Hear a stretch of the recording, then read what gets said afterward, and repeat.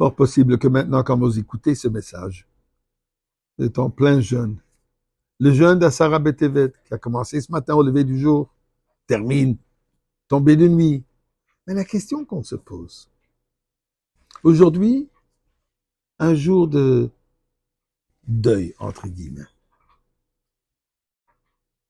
Pourtant, la Torah nous enseigne Ivdu et Hashem besimcha. Il faut servir Dieu avec la joie. Comment est-ce qu'on peut jongler ces deux aspects? La joie dans la servitude à Kadosh Baruch Hu et en même temps le deuil de la destruction du Beth Amikdash. Eh bien, je vais partager avec vous une histoire du Maguid de Mezrich.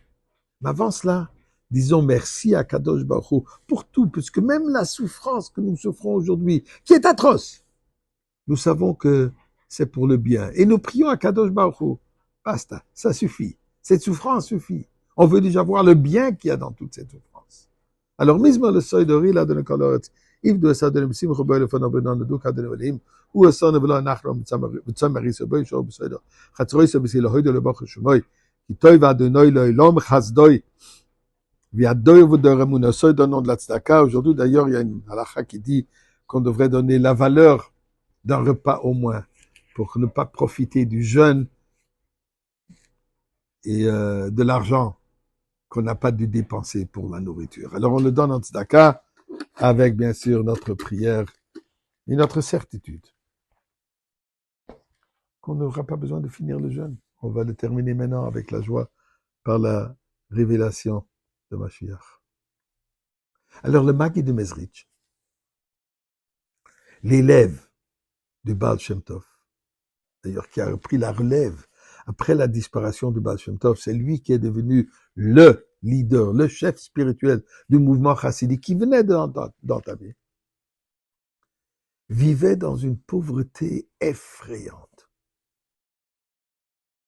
Pas un morceau de meuble dans la maison. Une planche qui servait pour table, une autre planche qui était le lit et la chaise. Nourriture, pain et l'eau. Et un jour, les chassidim, ses élèves lui posent la question, Rebbe, pourquoi vivre dans cette pauvreté? Un peu plus raisonnable. On ne parle pas du luxe, mais quand même, le minimum. Leur dit le Maguid, je vais vous répondre avec une histoire.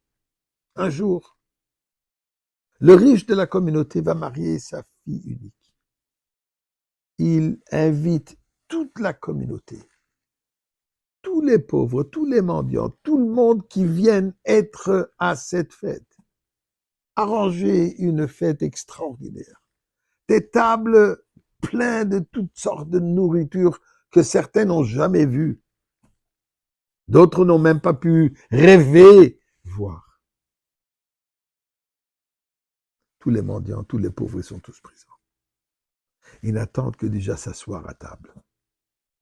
D'abord la roupa.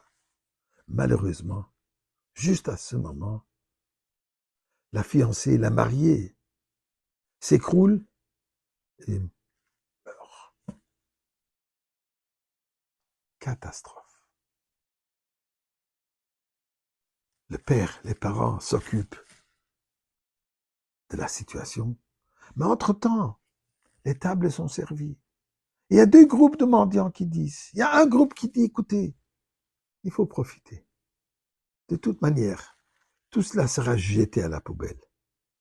Et c'est sûr et certain que le père de la mariée, il aurait préféré que nous, on le mange plutôt que ça soit jeté à la poubelle.